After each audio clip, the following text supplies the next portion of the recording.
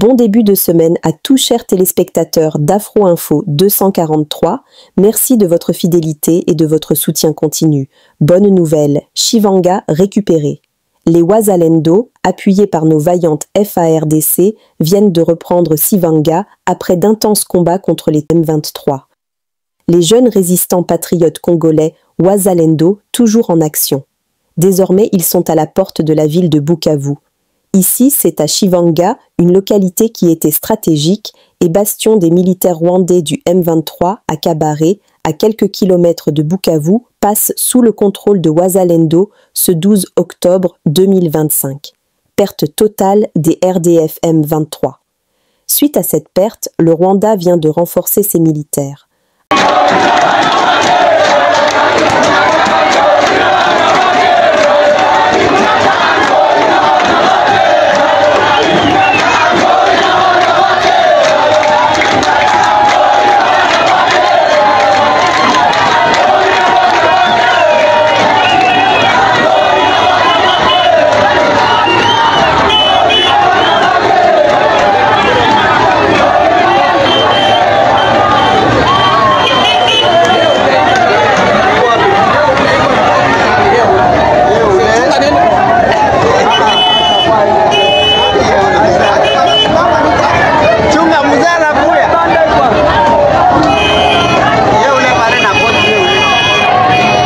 Un bateau en provenance du Rwanda a déchargé plusieurs militaires rwandais à Bukavu ce dimanche 12 octobre 2025 dans le but de lancer l'offensive sur 3 axes dont sur l'axe Kamanyola-Uvira, sur l'axe Mwenga et sur l'axe Shabunda. Comme l'avait annoncé récemment à Kamanyola, M. Boussou Bouangui, le gouverneur de la coalition M23, au lieu de dire que Paul Kagame m'a envoyé de vous dire qu'il veut prendre la ville d'Uvira, car les militaires qui vont lancer une offensive contre la ville d'Uvira sont venus du Rwanda. Il avait cité Sultani Makenga. Après avoir descendu dans le bateau, ces militaires rwandais ont pris des camions et se dirigent vers les différentes lignes de front telles que Kamanyola-Katogota, axe Shabunda et Mwenga. Nous demandons toutes les forces de sécurité d'être en alerte maximale.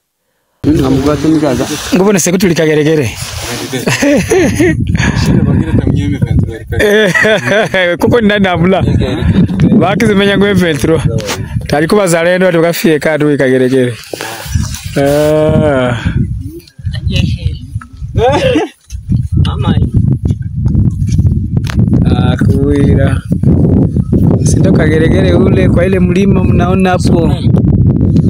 Hapo ndo kageregere kwa ile mlima. Kageregere hiyo. Hiyo mlima na Kogota hapo mnaona. Ndo kwenye kuko M23. Ndo kwa makanika, soko ya aina ya Buzuki. Ndo soko ya aina ya Buzuki hii. Ni mimi mwenyewe James.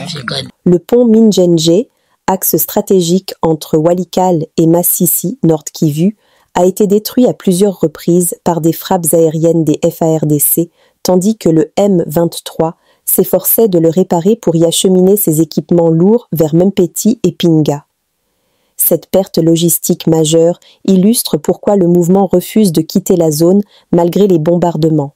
Walikale étant une riche zone minière en étain, or coltan et autres minerais précieux convoités par tous les belligérants.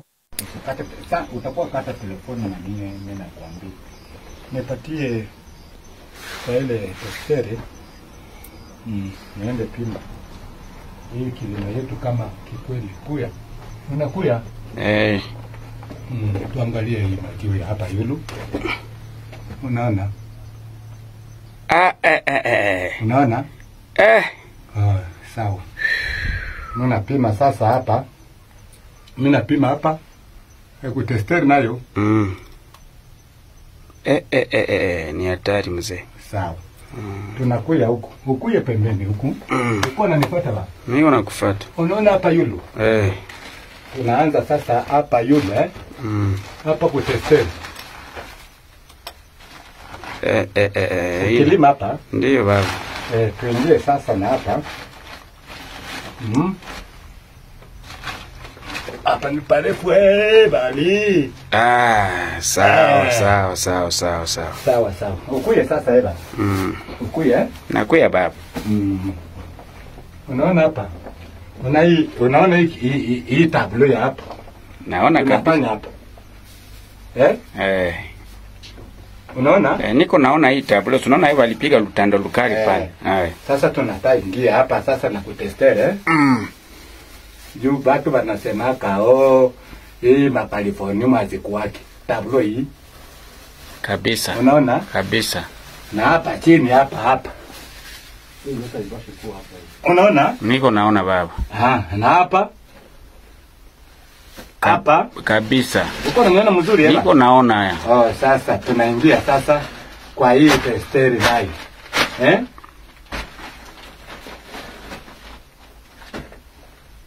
Hapa? Kabisa. Kibambazi hapa baba. Tunaingia hapa. Kabisa. Sasa tunataka ingia sasa hapa baba. Hapa. Tuingie tena kuyulu. Mzee inatosha. Inatosha? Ingie na huku ngambo tuone kama ngambo yote inayala baba. Yote kilima yote inayala. Tuingie huko Huko Unaona? Kabisa. Unaona? Fasi yote? Ndio. Tuangalie na testere hii. Unaona? Tia. Okay. Na hapa chini? Tia. Nadhani tunamaliza. Sawa. Rudisha mzee. Akunye tena na koka. Mais l'opposition exagère. L'opposition déconne. L'opposition pense humilier Tshisekedi. Mais ils sont en train d'humilier le Congo. On ne doit pas... Ils font preuve d'une certaine immaturité politique. Ils sont en train d'humilier le Congo aujourd'hui. Ça veut dire que... C'est ce que l'UDPS faisait hier quand... Oui, moi je ne sais pas, moi je parle aujourd'hui, on est en train d'humilier les Congo. Quand vous parlez de l'UDPS, hier, Mobutu, quand il y avait la guerre de l'AFDEL, Tshisekedi père, président de l'UDPS, est allé à Cap-Martin voir Mobutu. Pour dire que nous sommes victimes d'un complot international, comment nous devons faire un front commun. Voilà l'attitude qu'on attend de notre opposition. Qui n'est pas là, ils sont contents, ils attendent de tirer des dividendes. Kagame et Kabila vont renverser Tshisekedi pour qu'ils puissent obtenir ce qu'ils n'ont pas obtenu. Parce que tous ceux qui font des bruits là, moi j'ai accompagné beaucoup d'acteurs politiques de l'opposition. Il faut dire, je vais révéler un fait historique. Quand nous étions au dialogue de la Senko, Madame Rachel, vous étiez là. Qu'est-ce qui s'est passé au dialogue de la Senko? On a dit qu'il fallait un nom pour être Premier ministre. Tshisekedi père aurait donné le nom de Valentin Moubaki. Mais qui ont dit que non à Moubaki, Moubaki n'est pas flexible? Ce sont les Katumbi, ce sont les Pierre Lumbi. Ils ont dit, nous voulons de Félix Tshisekedi. Avec l'espoir que si Tshisekedi est au pouvoir, ils vont les manipuler. Maintenant qu'ils n'ont pas pu les manipuler, pour leurs intérêts, ils vont demander à la même population de tourner le dos à Tshisekedi pour aller embrasser Kabila qu'ils ont combattu hier. Kabila qui a fait tuer les déchets de Kapanga, les consorts. Kabila qui a empêché Akatumbi de retourner ici. Je crois qu'aujourd'hui, nous sommes en train de constater nos acteurs de l'opposition n'ont pas d'idéal. Tout ce qui compte, c'est leur positionnement, c'est leurs intérêts. Nous ne sommes pas là. Nous ne défendons pas Tshisekedi ici. Nous défendons la République. Dans tous les pays du monde, quand on est agressé, on fait un front commun pour résoudre le problème. Donc, on ne va pas résoudre les problèmes du Rwanda contre les Congo en allant rallier les Rwandais comme les opposants ont fait. Est-ce que cela suppose que Washington a échoué, que Doha a échoué? Bon, je ne suis pas là, mais les efforts diplomatiques continuent. Il y a Washington, il y a des efforts qui continuent. J'ai vu les gens en train de critiquer le président Tshisekedi, il avait dit la moindre escarmouche. Mais pour peu de gens qui connaissent les théories des relations internationales, il y a une théorie qui dit on se bat où on parle.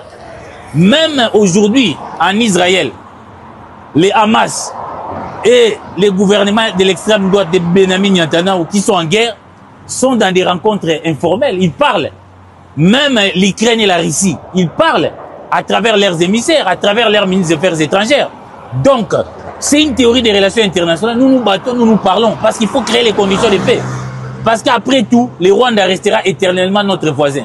C'est une donne à ne pas négliger. Il faut créer les conditions de paix. Pendant qu'il y a les négociations, à un moment donné, il faut un désescalade, il faut baisser les tensions pour créer les conditions de paix. Ce n'est pas une faiblesse du tout. Mais c'est purement stratégique. Encore une fois, le président Tshisekedi a démontré à la face du monde que le Congo n'est pas un pays vent à guerre. Le Congo, c'est un pays qui a un rôle à jouer, qui aspire à la paix. Moi, je ne vois pas là où il y a une faiblesse. On négocie, on parle. Donc Tshisekedi, quand il parle à Kagame, c'est entre États. Il ne faut pas faire de l'amalgame. Mais les opposants, là, vous parlez avec quelqu'un qui agresse votre pays en quelle qualité? Parce que vous ne représentez pas l'État congolais, mais Tshisekedi représente l'État congolais. Donc, à un niveau donné, ils doivent parler, ils doivent créer les conditions de paix. Donc, je ne vois pas pourquoi, même à l'époque de Laurent Désiré Kabila, il y avait des rencontres avec Museveni, avec Kagame. Donc, cela ne signifie pas une faiblesse. Nous nous battons et nous parlons et nous créons les conditions de paix. C'est une théorie des relations internationales qui existe et ça se dit comme ça. Ça se fait comme ça partout dans le monde. Quand il y a la guerre, il y a des discussions de coulisses, il y a des moyens pour créer les conditions de paix. C'est ce que le président Félix est en train de faire. La guerre n'est pas seulement militaire, diplomatique et économique aussi. Il faut que tous ces fonds puissent être déployés dans le but de ramener la paix en République démocratique du Congo. Ce n'est pas nullement une faiblesse. Nous sommes arrivés à la fin de cette édition. Merci à vous de nous avoir suivis jusqu'ici. Si vous avez apprécié ces contenus, n'oubliez pas de vous abonner à notre chaîne, d'activer la cloche de notification pour ne rien manquer de nos prochaines vidéos. Likez et partagez cette vidéo. On se retrouve très prochainement. À bientôt.